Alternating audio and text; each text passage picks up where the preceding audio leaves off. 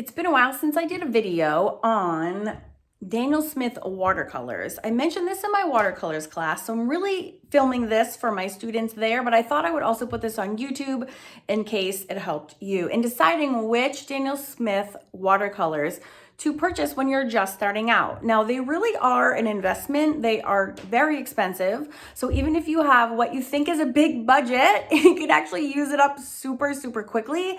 So what I wished that had been available to me when I was going to the store and buying my first Daniel Smith watercolors is that someone would just tell me like flat out, like, start with these. Like, these are the coolest colors, or these are the best colors. So what I'm gonna do today is actually tell you which my favorite colors are. This is just my opinion, but just obviously take everything I say with a grain of salt. But honestly, like, I want this to help you in case you're like, I just don't decide, because there's just so many colors that you can choose from. It is very overwhelming. I do recommend getting the dot chart that Daniel Smith sells. I have a cool video on how you can actually make this whole color swatch system out of all of the colors. I will link that in the description box as well as the eye in the corner of the screen so you can go and see that. The problem, however, with that is that, like, I still want all of them. So that's still not really helpful at the end of the day. It's cool to be able to see them all, but I still, when I get to the store and I'm overwhelmed and I see like the huge myriad of number of colors around me, like, I still want them all. So I want to be very specific and tell you again, which are my favorites and why. So let me just show you. Another little tip or trick I have to recommend before I actually go to the store and look and search myself is I actually take with me all the colors that I own already, because I can't tell you how many times I've gone and I'm lured in by what I think is a new color, and then I show up and then I come home and I'm like, oh my God, I already have the color. So take the Daniel Smith dot chart with you. That way you can see what they look like all swatched out. Take the swatches of the colors you already own, so there's no chance of you buying a replicate, because when tubes are $15, $20, $25 a tube, you don't want to make that mistake that I've done many times. So I'm gonna head to Cherries right now, pick out some new colors that I don't have yet, come back and show you my faves.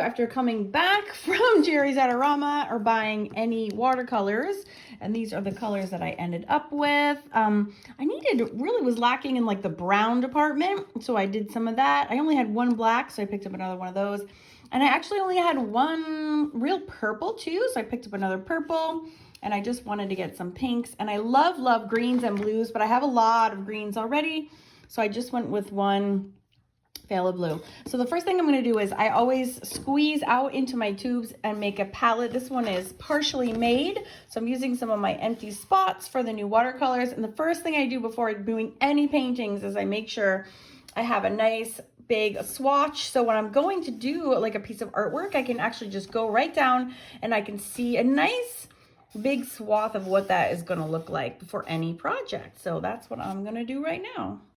So I usually have a numbering system. So right here, these are the numbers for the little pockets of this particular palette. I also have this one that's already filled, so I have cards with numbers on those too. I also have a little lettering system. So these are the abbreviations of all the colors. I'm gonna squirt out a little bit into each tub. It takes about 24 hours to dry, but while they're still wet, I can go ahead and do my swatch. All right, so I squirted all my new colors, 8 altogether, 4 and 4. And now I'm going to go through the process of color swatching the new ones. There's my numbering system onto my watercolor paper. Just a couple more words on swatching. Swatching, like I said, is super important. I've recently also purchased these small but long watercolor books, and I want to, when I'm happy with my end collection, I'm going to actually do my swatching in these books. That way I can pull them out. They're really pretty and lovely. I can take them to the store with me. So I'm going to swatch them in here by color family. I'll leave some blank pages for future purchases where I can fill in, but this way I can have like a handy dandy thing to bring to the store, because right now when I'm going to the store I have this like giant clump of papers and I'm like, oh, a mess. So this is like, that's just like my master plan. I also, so other alternatives, you can obviously, this one was a blank empty palette. These are called half pans, which snap out, and you can buy them individually. I buy them in packs of like 50, so you can make your own palettes, organize the colors however you want to, like I've done here. You can also buy, these are empty as well. I have a new one that I picked up today. So what I'm gonna do is I'm gonna create like a master palette of all my favorites. So take my favorites from here, my favorites from here, and then have, this will be like my master one. So I'm super excited about that. But first I need to swatch my new ones so I can see if maybe those make my top 18 list. We shall see. And this idea is really fun too, because you make little mini palettes and they make great gifts.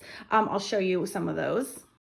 So these, when I host my art retreat in Scotland, or if I'm doing in-person workshops, I make these little, look at these little babies for gifts. So these are 3 of my favorite colors.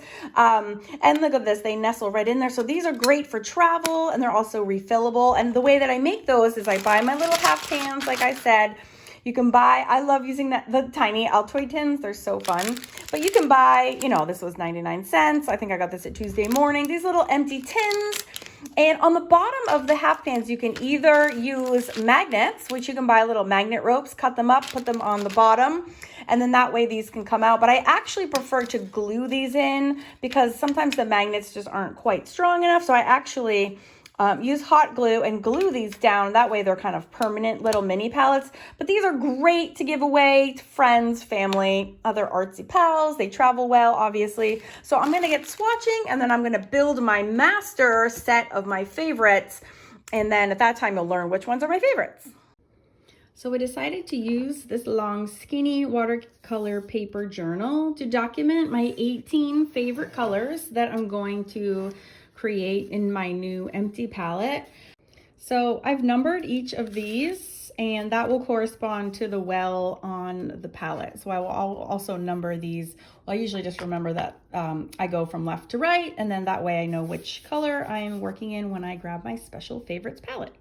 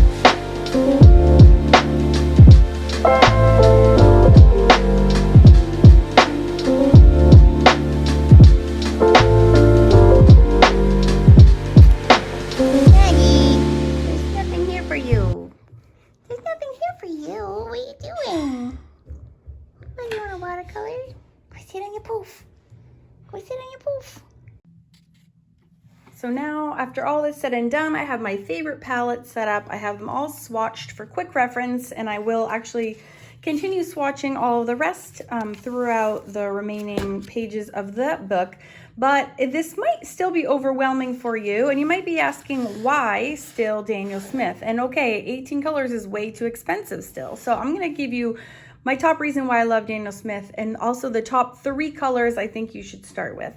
The biggest reason I love Daniel Smith is they have these gorgeous granulation properties. Now I know that's not totally unique to Daniel Smith, and I know you can even buy granulating medium for your watercolors, but I really just feel like when I'm working with Daniel Smith, I can feel like I'm working with the elements that are like coming directly from the earth. You know what I'm saying? The colors inspire in me a really raw way to do art, and I feel really connected to like the earthly elements. I know that sounds crazy, but a lot of these colors like just really inspire me. I'm thinking of like already like kind of fantasy things. A lot of these colors are very earthy. A lot of them are reminiscent of like castle stone, and it just really gets me in the arting mood.